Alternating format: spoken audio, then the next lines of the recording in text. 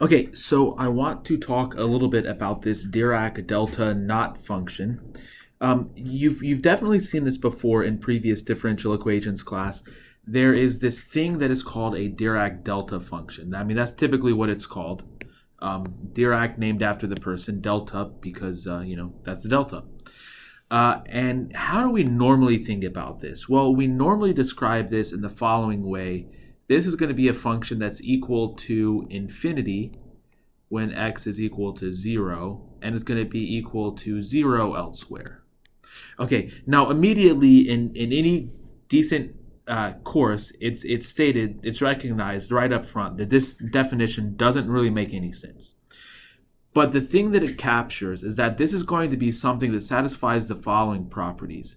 If you do the integral from minus a to a, delta dx, this is going to be equal to 1 whenever a is greater than or equal to 0. And then if you look at the integral, let's say a to b, delta dx, this is equal to 0 if 0 is not in the interval a to b. Okay, so we think about it as being this infinitely big point math, or this infinitely big thing at x is equal to 0 and 0 everywhere else. Another name for this, which is slightly more rigorous, is a point mass. Okay, and then the reason that we like one of the things that we can do with this is that it satisfies properties like this. If, let's say, f is a smooth, compactly supported function,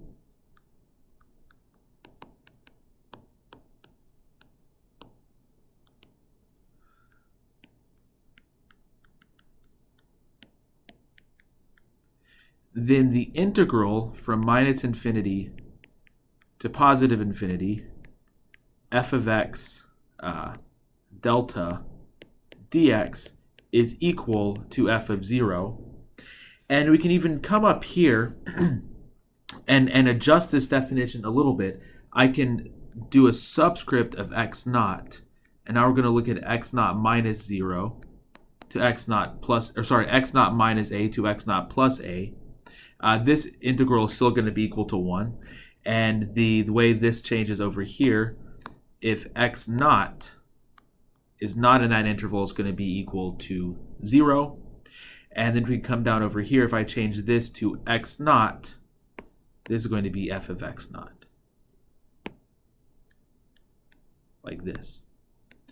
Okay, so the delta function is something that you can integrate. When you integrate it times a smooth function, it just evaluates that function at a particular point. It's not itself a function, even though this right here is actually good intuition. So I don't want you to get rid of this. This is good intuition. But mathematically, it doesn't quite make sense. A function that's infinity at one point and 0 everywhere else, this just doesn't make any sense. In any sort of theory of integration, the integral is either not going to exist or it's going to be equal to 0. It's not going to certainly satisfy properties like this. If we think about it as being a function. If we think about it in this more general context as just something that we can integrate, this is called a distribution. If we just think about it as being something that we can integrate, then we can start to make more mathematical sense of it. Okay, but that's a little bit abstract. I'm very carefully not putting an argument there. I'm not writing delta of x for now. We'll get to that in just a minute, but I want to lay a little mathematical groundwork for how we can to give us a better reason for why we can think about this as a function, and a reason that will be applicable to when I do this video up here. Okay, so let's back all of this up. I'm going to erase everything that I have here. We're going to back up for a little bit and talk about how we can think about, one way that we can think about the delta, not a function, how we can think about one way we can sort of think about the delta thing as a function. Okay, so we're going to look at the following sequence of functions. I'm just going to write it like this. Phi k of x is equal to sine k x over pi x. Okay, and what we want to do, we want to see what happens to these functions as k goes to infinity. Sorry, I don't know where I was. A noise just happened and I had to pause. So what I think you should do is graph these in Desmos graph this in Desmos as k goes to infinity and see what happens. I'll give you some sort of ideas about what's going on here. So the graphs are going to look, if k is equal to 1, let's say, you're going to have, well, if k is equal to 0, it's just going to be 0. Okay, if k is equal to 1, you're going to have something that looks like this. And now as k gets bigger and bigger and bigger, what you're going to have is you're going to get a peakier thing here, and it's going to spread out like this. Or it's going to be sort of all bunched together at x is equal to 0. So as k goes to infinity, you're going to get something that bunches closer and closer and closer around x is equal to 0. And so what is going to be true is the following. If psi of x is a smooth function,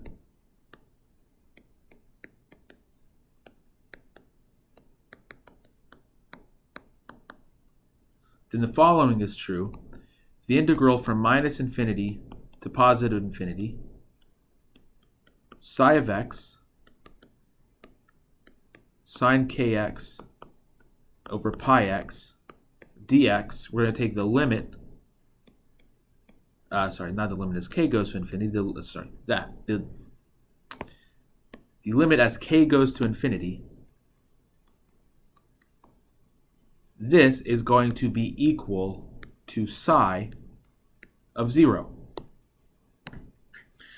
Okay, and now what we can say is that doing various mathematical things, we can also extend this same identity for if psi is just a continuous function. Let's say we can extend something along this. Okay, but notice what's happening here is that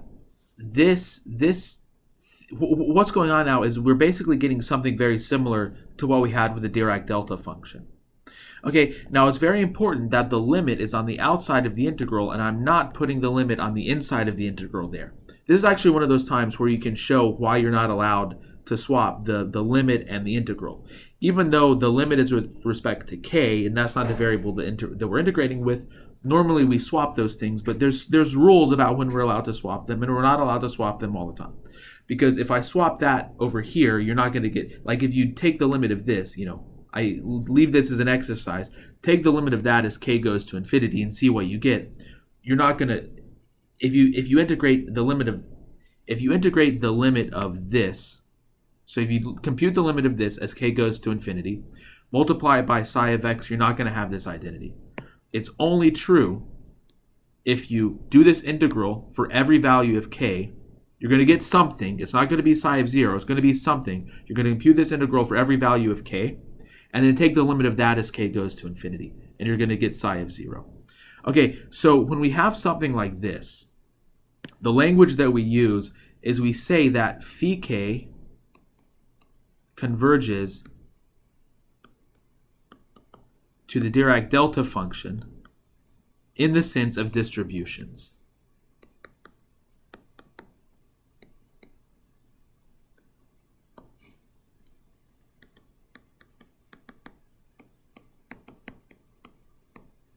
Which means it converges like this, but we have to keep the limit on the outside.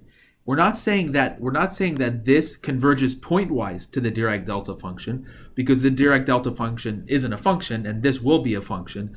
But we're saying if we put the limit on the outside of the integral and make this computation for any smooth function, we're going to have this. We're going to have this identity there. And so we say that these sine functions, the sine kx over pi x, these converge to the Dirac delta distribution in the sense of distributions. What does that mean? It means this is true for every smooth function psi. Okay, this is something that is going to be very important for us in just a moment. This is something that's going to be very important for us in the next video when we compute this right here. Okay, let me also mention one other thing.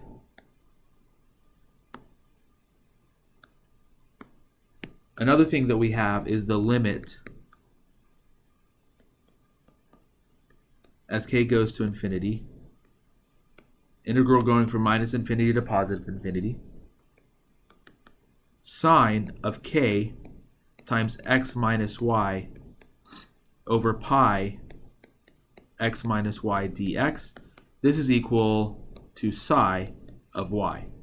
And so we say that these functions, sine k x minus y over pi x minus y, converge to the delta mass centered at the point y, and sometimes on the arrow here you write above it distribution, meaning that it converges in the sense of distributions. Again, the only way the convergence makes sense is by looking at the limit of these integrals here. Okay, so this is a new thing in math. We're taking the limit of something, but we're taking the limit of functions, but we're not taking the limit in a pointwise fashion. We're computing this integral and then taking the limit of each one of those integrals as k goes to infinity.